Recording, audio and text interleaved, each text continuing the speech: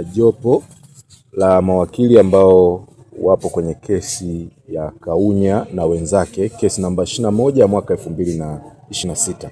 Niko mimi pamoja na Alex Masaba na Alois Kajitanus kwa siku ya leo, yani kwa maana ya tarehe 13 mwezi wa 3 mwaka 2026.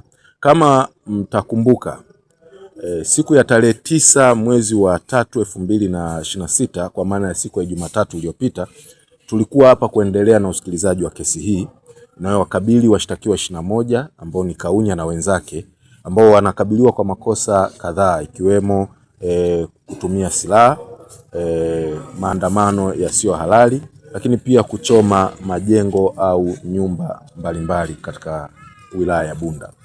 Sasa kesi hii leo ilikuwa inakuja kuendelea, na kama mtakumbuka tulitoa briefing tarehe 9 mwezi wa 3 kwamba leo tungekuja kuendelea, na upande wa jamhuri walitakiwa kuleta mashahidi wa kutosha ili tuweze kuendelea kwa muda mrefu, kwa sababu mahakama iliweka kesi hii tu kwa siku ya leo, na ilikuwa sio tu inaendelea leo, lakini pia ilitakiwa kuendelea tena tarehe 16 na 17. Kwa hiyo tulikuwa na siku 3 ambazo zilikuwa zinaanzia leo.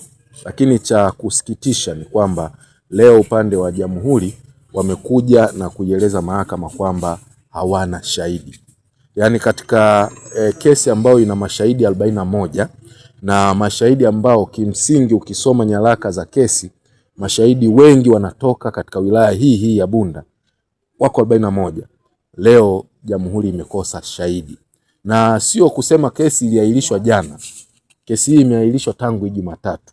Kwa hiyo kulikuwa na muda wa kutosha kujiandaa mpaka kufika leo Ijumaa, tangu Jumatatu mpaka leo Ijumaa, kuandaa mashahidi na kuja kuendelea.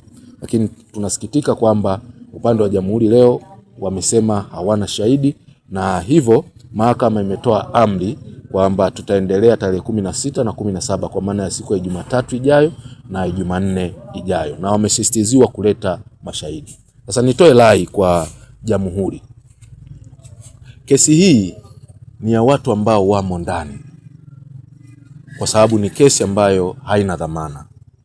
Kuwaweka ndani watu kwa muda mrefu ni kutokuwatendea haki, kwa sababu haki inayocheleweshwa ni haki ambayo inapotezwa.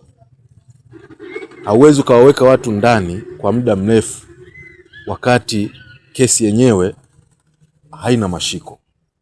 Walete mashahidi, na kama wanaona hakuna mashahidi waifute, watu watoke, wawe huru, waweze kuendelea na familia zao na shughuli zao za kila siku. Asante. Ili kwa wa kwanza kupata habari zetu, tafadhali usisahau kusubscribe, like na kucomment.